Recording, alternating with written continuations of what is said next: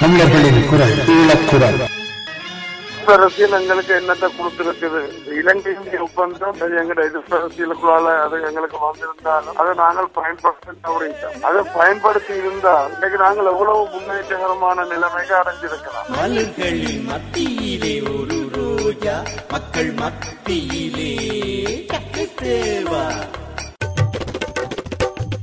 தமிழர்களின் குரல் ஈழக்குரல். ஈழக்குரல் செய்திகள். வணக்கம். நான் ஈழக்குரல் சார்பாக திரு ரங்கேஸ்வரன் ஐயாத்துரை அவர்களுடன் இணைந்துள்ளோம். வணக்கம் ஐயா. ஈழமக்கள் ஜனநாயக கட்சி 13ஆம் திருத்த சட்டம் பற்றி அர்த்தமாக சொல்லி வருகிறது. இது பற்றிய உங்கள் விளக்கம் என்ன?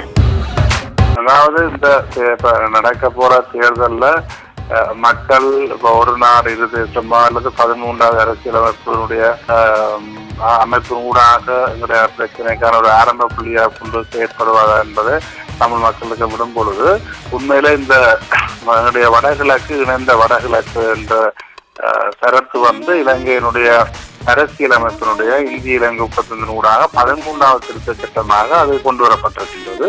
அந்த 13வது திருத்த சட்டத்தை நாங்கள் முழுமையாக அதில் உள்ள அதிகாரங்களை பெற்று அதனை நடத்துவதன் ஊடாகத்தான் எங்களுடைய அரசியல் தமிழர்களுடைய அரசியல் உரிமை பிரச்சனைக்கான ஒரு ஆரம்ப புள்ளியாக முன்வைத்துக் கொண்டு அதை முன்னேறிக்கொண்டு போக வேண்டும் என்பதான் நிலப்பாடு. குறிப்பாக இந்திய இலங்கை ஒப்பந்தத்தின் ஊடாக கொண்டு வரப்பட்டிருக்கிற அந்த 13வது அரசியலமைப்பு என்பது தமிழர்களுக்கான ஒரு மாகாண ஒரு ஆட்சி முறைமையை கொண்டு வந்திருக்குது. அதன் ஊடாக அதை நாங்கள் முழுமையாக நடைமுறைப்படுத்த 13வது அரசியலமைப்பினூடாக கொண்ட மாகாண முறைமையை நாங்கள் முழுமையாக அமுல்படுத்தி அதனுடைய பெற வேண்டிய அதிகாரங்களை பெறுவதன் ஊடாகவும் அதன் பின்னர் நாங்கள் வடகிழக்கை இணைத்துக் கொள்வது தொடர்பாகவும் நாங்கள் அடுத்த கட்டமாக நகர வேண்டும். அதன் ஊடாக இந்த பிரச்சனைகளுக்கான ஆரம்ப புள்ளியாக கொண்டு இந்த பிரச்சனைகளை முன்னெடுக்கலாம். அதே போல எங்கட அரசியல் வரப்போன்ற தேர்தலில் தமிழ் மக்களுக்கு கடமை வாங்க முன்வருவர்கள் யாராக இருந்தாலும் இந்த பிரச்சனைக்கான தீர்வு திட்டம் அத்தியாவசியமா தேவைப்படுது. அதாவது நடைமுறை சாத்தியமான ஒரு திட்டம் ஒன்றை முன்வைச்சு அதனூடாகத்தான் இந்த அரசாங்கத்துடன் நாங்கள் பேச வேண்டும். எங்கள்கிட்ட சொந்தமாக எந்த விதமான தீர்வு திட்டம் இல்லாமல் சர்வதேசத்துல நம்பிக்கை வைக்க வேண்டும் என்ற ஆலோசனைகளையோ அல்லது அப்படியான ஏமாற்றத்தனம் செய்வது எங்களுடைய பிரச்சனையை தொடர்ந்தும் இழுத்தடை செல்வதற்கான வழிமுறைகளை நாங்கள் தான் ஏற்படுத்திக் கொள்றோம் என்ற ஒரு விடயம் இருக்குது. அடுத்து ஒரு நாடு இரு தேசம் இந்த இவ்வாறான கொள்கைகள் ஸ்கொட்லாந்து போன்ற நாடுகள்ல நடைமுறை இருந்தாலும் இப்ப எங்க நாட்டில் இருக்கின்ற இனப்பிரச்சனைக்கான ஒரு பாரிய பிரச்சனையாக இருந்து கொண்டிருந்து அது யுத்தமாக உருவெடுத்து பல்வேறு அழிவுகளை போல பின்னர் இருக்கின்ற சூழலில பெரும்பான்மை தென்னிலங்கை கட்சிகள் இருக்கின்ற மனநிலையில அது உடனடியாக சாத்தியப்படக்கூடிய விடயமாக இருக்காது என்பதுதான் நாங்கள் கருதுகிறோம். அது சில வேளை காலப்போக்கில் அது ஒரு மாற்றத்துக்கு கொண்டு வரலாம். அதாவது தமிழ் மக்கள் சிங்கள மக்கள் மேல நம்பிக்கை வைக்கிறது, சிங்கள மக்கள் தமிழ் மக்கள் மேல நம்பிக்கை வைக்கின்ற ஒரு சூழல்கள் வரும் பொழுது அந்த ஒரு தேச நாடு என்ற அந்த ஸ்கொட்லாந்து நாடுகளில் சில நடைமுறை இருக்கின்றது. அது பொருத்தமாக அமையலாம்ன்றது. இன்றைய சூழல்ல அந்த யுத்தத்திலிருந்து மக்கள் ஒரு ஆளையால் ஒரு இடத்துல ஒரு சந்தேகம் கொண்டு வாழ்கின்ற இந்த சூழல்ல அது சாத்தியத்தும் இல்லை என்றதான் எங்களுடைய நிலப்பாடு கருத்து. உணர்ச்சி பூர்வமான சில கட்சிகளின் பிரச்சாரத்தால் எதிர்காலத்தில் கைதுகள் நடைபெறலாம் என மக்கள் அச்சம் கொண்டுள்ளனர். இது குறித்து என்ன நினைக்கிறீர்கள்? என்ற ஒரு சொற்பதத்தை நாங்கள் பிரயோகிக்கின்றோம். உண்மையில தமிழ் தேசியம் என்பது நாங்கள் இதை குறிப்பிடுகின்றோம் என்ற விடயங்களை நாங்கள் மக்களுக்கு நாங்கள் தமிழர்களாக வாழ வேண்டும், தமிழர்களுடைய பண்பாடுகளாக கலாச்சாரங்கள் இனவாக நாங்கள் வாழ வேண்டும் என்பது ஏற்றுக்கொள்ளக்கூடிய ஒரு விடயம். ஆனால் இந்த தமிழ் தேசியம் என்று நாங்கள் எவ்வளவுக்கு எங்களுடைய இன நாங்கள் வலியுறுத்துகின்ற அதே சமயம் எங்களுக்கு எதிராக இருக்கின்ற அல்லது நாங்கள் மாறாக கருதுகின்ற அல்லது எங்களுக்கு புறம்பாக இருக்கின்ற சமூகம் அது தன்னுடைய சமூகத்தினுடைய தேசியத்தை அதுவும் பலப்படுத்துகின்ற ஒரு சூழ்நிலையை நாங்களாக வலிந்து உருவாக்குகின்ற ஒரு சூழலை ஏற்படுத்தக்கூடாது.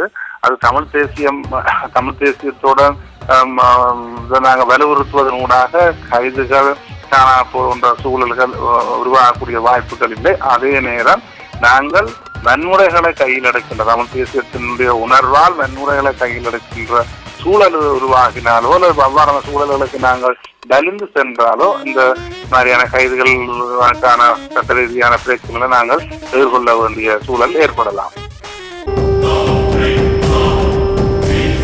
தமிழர் பிரச்சினை மற்றும் அபிவிருத்தி குறித்து ஈழமக்கள் ஜனநாயக கட்சியின் நிலைப்பாடு என்ன? எந்த விடயங்களை மக்கள் முன்னதால் மிகவும் வெளிப்படையாக நடந்து கொண்டவர்கள். எந்த விடயத்திலேயும் நாங்கள் அரசாங்கத்துடன் ரகசிய உறவுகளோ அல்ல திருட்டுத்தனமான கள்ள உறவுகளோ நாங்கள் வைத்திருக்கவில்லை. நாங்கள் வெளிப்படையாக சில அரசாங்கத்தினுடைய நாங்கள் பங்காளிகளாக ஒரு இணக்க அரசியலுடன் ஊடாக எங்களுடைய அழிந்து போன வடகிழக்கு பிரதேசங்களை மீள கட்டியெழுப்ப வேணும். அதனோடு எங்களுடைய 2 கண்கள் என்று சொல்கின்ற ஒன்று அரசியல் தீர்வு, ஒன்று அபிவிருத்தி எங்கள் நாட்டுக்கு முக்கியம் தேவையாக இருந்தது. அந்த வகையில நாங்கள் இந்த அரசாங்கத்தோடு என்றாலும் நாங்கள் அந்த அரசாங்கத்துடன் இணக்கமான அரசியலை நடாத்துவதாக பல்வேறு நடவடிக்கைகளை நாங்கள் வெற்றிகரமாக நடத்தி இருக்கின்றோம். அதே நேரம் அரசியல் தீர்வு தொடர்பாக அல்ல அரசியல் செயல்பாடுகள் தொடர்பாக நாட்டில் இருக்கின்ற ஏனைய சிங்கள சமூக மக்களுக்கு இருக்கிற சந்தேகங்கள் காரணமாக அதை நாங்கள் வெற்றி கொள்ள முடியாமல் ஒரு தாமதம் ஒன்று இருந்து கொண்டிருக்கின்றதை நாங்கள் மறக்கவில்லை. அதே நேரம் இந்த தேர்தலில் நாங்கள் எங்களுக்கு ஐக்கிய தேசிய கட்சியினுடைய தலைமை வந்தால் என்ன அல்லது ஐக்கிய மக்கள் சுதந்திர கூட்டமைப்புடைய தலைமை வந்தால் எங்களுக்கு அதில் எந்த பிரச்சனை இல்லை. அதை பெரும்பான்மை சமூக மக்கள்லாம் தீர்மானிக்கின்ற சக்திகளாக இருக்கின்றார்கள். ஆனால் ஈழ மக்கள் ஜனநாயக கட்சியை பிரித்து நாங்கள் வெற்றி பெற்றவுடன் நாங்கள் எங்களுடைய ஆசனங்கள் இன்றைய நிலையில கொழும்பு நிலவரங்கள் நாங்கள் கணத்தில் வைக்கின்ற பொழுது ஒரு கட்சி அறுதி பெரும்பான்மையாக அல்லது பெரும்பான்மையான ஆசனங்களை பெறுவதே மிகவும் கடினமான ஒரு சூழல்லாம் தென்னிலங்கை அரசியலில் நிலவிக் கொண்டிருக்கின்றது. அப்பொழுது அது அவர்களுக்கு அரசாங்கம் ஒரு ஏனைய கட்சிகளுடைய சிறிய சிறிய உறுப்பினர்களப்படுகின்ற கட்சிகளுடைய உதவிகளை கோரலாம். அந்த இடத்துல நாங்கள் ஒரு விடயங்களை முன்வைக்கிறோம். மக்களுடைய அரசியல் உரிமை பிரச்சனைக்கு யார் எந்த எங்களுடைய மக்களுடைய தீர்வு திட்டத்துக்கு முன் வருகின்றார்கள் என்ற விடயங்கள்ல நாங்கள் முன்வைத்து அதன் ஊடாக அடுத்த கட்டங்களை பற்றி நாங்கள் ஆலோசித்து முடிவு செய்வதற்கு இருக்கின்றோம். அந்த வகையில நாங்கள் இந்த தேர்தலில் மக்களுக்கு வெளிப்படையாக சொல்லி இருக்கின்றோம். கடந்த அரசாங்க காலங்களிலே நாங்கள் மஹிந்த ராஜபக்ச அரசாங்கத்தை ஆதரித்திருக்கின்றோம். அதுக்கு வெளிப்படையான உண்மை. சந்திரிகா அரசாங்க காலங்களிலே அந்த அரசாங்கத்தை நாங்கள் ஆட்சியில் இருந்திருக்கின்றோம். அந்த காலகட்டங்களிலே நாங்கள் தீர்வு திட்டம் ஒன்றை வலியுறுத்தி அதனூடாக சந்திரிகா அம்மையார் தீர்வு திட்டத்தை பாராளுமன்றத்தில் சமர்ப்பித்த பொழுது இன்று இருக்கின்ற ஐக்கிய தேசிய கட்சியும் இந்த தமிழ் தேசிய கூட்டமைப்பு என்ற தமிழரசு கட்சியின் பெயரால் இருக்கின்றவர்களும் 22 பேர் இருந்து அந்த தீர்வு திட்டத்தை எரித்ததுதான் வரலாறாக இருக்கின்றது. அந்த வகையில அந்த தீர்வு திட்டங்களில தமிழ் தேசிய கூட்டமைப்பு எரித்திருக்கின்றது. அதுல திருத்தங்களை சொல்லி இருக்கலாம் அல்லது மாற்றங்களை சொல்லி இருக்கலாம். ஆனால் எந்த தானும் அந்த தீர்வு திட்டமும் தமிழ் தேசிய கூட்டமைப்பு முன்வைக்காமல் அதே நேரம் சந்திரிகா அரசாங்கத்தில் வைக்கப்பட்ட தீர்வு திட்டங்களை கீழே தெரிவித்திருக்கின்றார்கள். ஐக்கிய தேசிய கட்சியுடன் சேர்ந்து எப்படி யாழ்ப்பாண பொது நூல் நிலையம் தீவிட்டு எரிக்கப்பட்டதோ அதே போன்ற ஒரு சூழ்நிலை தான் அந்த பாராளுமன்றத்தில் நிலவி இருந்தது.